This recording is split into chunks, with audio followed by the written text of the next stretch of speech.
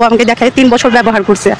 আমার স্বামী নেই, আমার 3টা বাচ্চা আছে, বাচ্চাদেরকে নিয়ে আমি থাকি। তো যখন বিপদ আপদ যখনই সমস্যায় পড়ছি তো এমন বক্তব্য দিচ্ছেন, এমন কথা বলছেন, যদি আমলে নেই আগামীকাল থেকে কিন্তু মমতার ভয় দেখিয়ে প্রবাসীর স্ত্রীকে ধর্ষণ। দর্শক, হঠাৎ এটা কি হলো, যেটা দেখলে আপনারা সবাই অবাক হয়ে যাবেন যে কিভাবে এরকম ঘটনা ঘটালো। দর্শক, এইদিকে এমপি শামীম ওসমানকেও নিয়ে চলছে অনেক আলোচনা সমালোচনা। আজকে সম্পূর্ণ ভিডিও দেখলে কিন্তু আপনারা বুঝতে পারবেন ঘটনাটা কোথা থেকে শুরু হয়েছে এবং আসলে ঘটনাটা কি, যার কারণে সম্পূর্ণ ভিডিওটা না টেনে দেখতে চেষ্টা করবেন এবং বর্তমান রাজনৈতিক অঙ্গনের যে সর্বশেষ আপডেটগুলো রয়েছে সেগুলো আপনারা জানতে পারবেন। তো কথা না বাড়িয়ে চলুন আমরা ভিডিও মূল আলোচনা চলে যাই। ভিডিও মূল আলোচনা চলে যাওয়ার আগে আপনার কাছে আমার ছোট করে একটু অনুরোধ, আপনি প্রত্যেক মুহূর্তের আপডেট পর্যন্ত অবশ্যই চ্যানেল সাবস্ক্রাইব করে দেবেন এবং পাশে থাকা বেল আইকনটি ক্লিক করে দেবেন, তাহলে প্রত্যেক মুহূর্তের আপডেটটি সবার আগে পৌঁছবে আপনার কাছে। দর্শক, কথা না বাড়িয়ে চলুন আমরা আসলে ঘটনাটা কি সে বিষয়ে আমরা বিস্তারিত দেখে আসি। 3 বছর যাবত আমাদের যে বাড়িওয়ালা আছে সজীব, ওনার বাসায় আমি থাকি। তো ওনার সাথে আমার একটা ফিজিক্যাল সম্পর্ক হয়ে গেছে, ঠিক আছে। উনি সম্পর্ক করেছে, বিয়ের অবলম্ব আমাকে দেখায় 3 বছর ব্যবহার করছে। আমার স্বামী নেই, আমার 3টা বাচ্চা আছে, বাচ্চাদেরকে নিয়ে আমি থাকি। তো যখন বিপদ আপদ যখনই সমস্যায় পড়ছি তখনই ওনাকে আমি নক করছি, উনি আমার পাশে এসে দাঁড়াইছে। যেমনি একটা হাজব্যান্ড এসে একটা ওয়াইফের পাশে দাঁড়ায় সেভাবে উনি দাঁড়াইছে।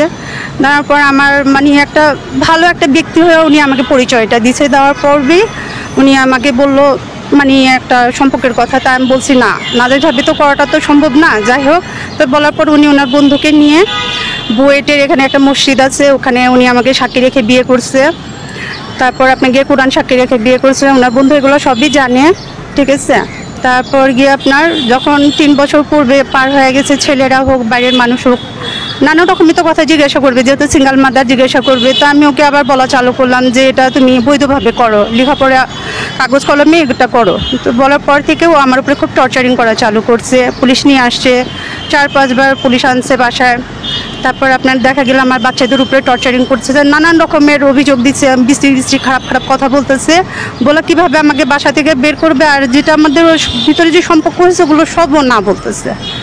তা আমি এটা নিয়ে কয়েকবার আমি থানায় গেছি, ওনারা কোনো অভিযোগ, আমি 5 থেকে নিয়ে 4 বার থানায় গেছি। কোন থানায় গিয়েছেন? চকবাজার থানায় গেছি। আপনার গিয়ে এসআই স্বপ্না আছে, যে প্রথমে উনি ওনার কাছে অভিযোগ দিছে, উনি আসছে আমার বাসায়, এসে আমার সাথে খুব রাফ ব্যবহার করছে। পরবর্তীতে যখন উনি বুঝতে পারছে তখন উনি জিটের কাগজটা ছিঁড়ে ফেলছে, খারাপ মানে ক্লেম দিছিল উনি থানায় গিয়ে। স্বপ্না যখন বুঝলো তখন স্বপ্না বলছে ওনার নামে মামলা করতে। তা আমি একা, ঠিক আছে। তারপর পরবর্তীতে আমি বললাম যে ঠিক আছে আমি এটা দেখবো বলার পরই উনি আবার এরকম করলো, আমাদের গ্যাস আছে, কারেন্ট আছে, পানি সব বন্ধ করে দিয়েছে, সব বন্ধ করছে। তারপর আমি থানায় গেছি, জামাল স্যার মানে ওসি স্যার হচ্ছে জামাল, ঠিক আছে।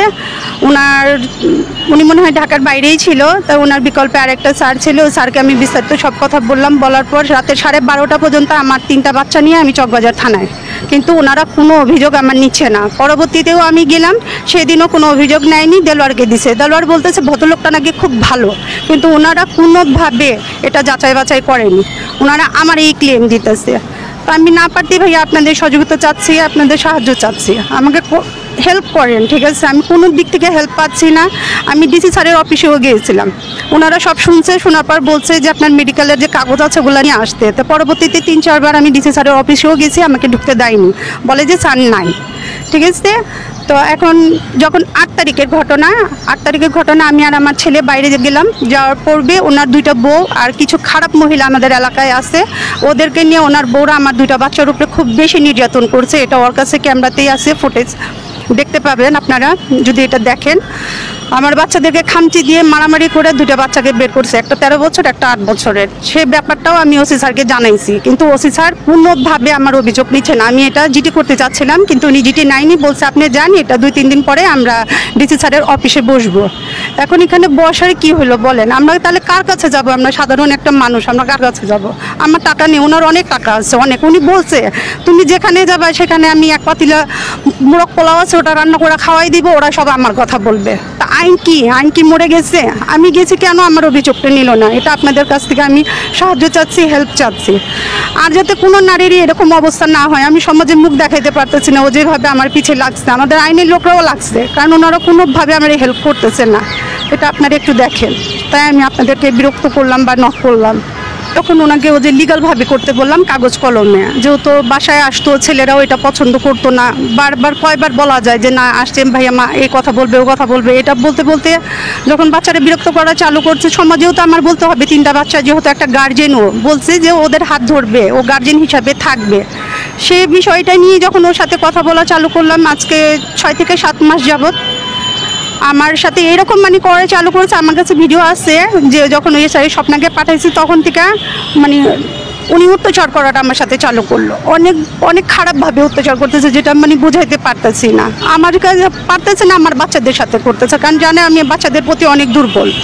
ঠিক আছে, এটা আপনারাও ক্যামেরাতেও দেখতে পাবেন যে 8 তারিখে যে এই মাসের পরশুদিনেরই ঘটনা, 8 তারিখে যে আমার বাচ্চাদের উপরে ও জুলুম করছে ওর বউদেরকে নিয়ে, এটাই তো প্রুফ আছে, আর কি প্রুফ দিব বলেন। কারণ হচ্ছে কারণ আমি তো অনেক জায়গায় দৌড়াদৌড়ি করলাম, কোথাও আমি সহযোগিতা পাচ্ছি না, সেজন্য আপনাদের কাছে আসলাম। ওর মতো বদমাইশ অনেকেই আছে, ঠিক আছে, ওর মতো বদমাইশ যাতে আর কোনো নারীর জীবনটা নিয়ে এভাবে খেলতে না পারে। আমার জীবন তো শেষ করে ফেলছে, ঠিক আছে, আর কোনো মেয়ের জীবনটা যাতে না শেষ হোক। ডিভোর্স তো থাকেই মানুষের, ঠিক আছে, স্বামী মারা যায়, অনেক রকমেরই থাকে, তাই বলে এরকম পুরুষরা যে এরকম মেয়েদেরকে নিয়ে খেলবে এটা ঠিক না, বাস এটাই আর কি বললাম। তো দর্শক আপনি ভিডিওটি দেখলেন, ভিডিও দেখে যদি আপনার কোনো মন্তব্য থাকে তাহলে অবশ্যই কমেন্ট বক্সে কমেন্ট আপনার মূল্যবান মন্তব্য জানিয়ে দেবেন। দর্শক এখন আমরা পরবর্তী আরও একটি ভিডিও দেখব, যেটা দ্বারা আমরা আরও কিছু তথ্য আমরা জানতে পারবো। দর্শক চলুন আমরা সেই ভিডিও বিস্তারিত দেখে আসি। কেউ কেউ কিছু এমন এমন বক্তব্য দিচ্ছেন, এমন এমন কথা বলছেন, যদি আমলে নেই আগামীকাল থেকে কিন্তু কেউ মাঠে নামতে পারবেন না। আর আমি সেলিম ওসমান না, আমরা জানি কি করতে হবে। আমরা চাই একটা সুন্দর সুষ্ঠু নির্বাচন হোক, যার কপালে লেখা আছে সে পাস করবে, কথাবার্তা সীমানার মধ্যে রাখেন। সেই কারণে আমি বাদল, খোকন শাহ, চন্দন সিং সহ নিজাম, আমাদের আরমান আছে এখানে এলাকার নেতা, আমাদের মহসিন আছে, নিজাম আছে, সাজু আছে, স্বেচ্ছাসেবক জুয়েল তোমরা আছো, সানি আছে, বিন্দু তোমরা আছো, ছাত্রলীগের প্রেসিডেন্ট আছেন। আগামীকাল থেকে বন্দরে যাতে কেউ অশান্তি সৃষ্টি করতে না পারে আমাদের এটা দেখার দায়িত্ব, এটা দেখবেন। কেউ মহড়া দেখাবেন না, মহড়া দেখাবেন না। আমরা যেমন ক্ষমতাসীন পার্টি হয়ে ক্ষমতা দেখাই না, কেউ মহড়া দেখাবেন না। কিন্তু যদি আমরা ক্ষমতাসীন পার্টি হয়ে ক্ষমতা দেখাতাম তাহলে কিন্তু কেউ নির্বাচন করতেন না। আমরা কিন্তু কাউকে হাও বলি না, নাও বলি না, মানে বিশ্বাস করি যে আমার জ্ঞান কম, আপনার জ্ঞান বেশি। খুব ঘৃণা লাগে, ভীষণ ঘৃণা লাগে যখন কেউ বলে টাকা দিয়ে নির্বাচন করা যায়। আমার তখন মনে হয় রাজনীতি করলাম কেন তাহলে? এই জনগণ কি এত সস্তা যে কয়েকটা টাকার জন্য আপনি আপনার ইমান বেঁচে দিবেন? আমি তো এটা বিশ্বাস করি না, আমি তো এটা বিশ্বাস করতে রাজি না যে কয়েকটা টাকার জন্য আপনি আপনার ভবিষ্যৎ বেঁচে দিবেন।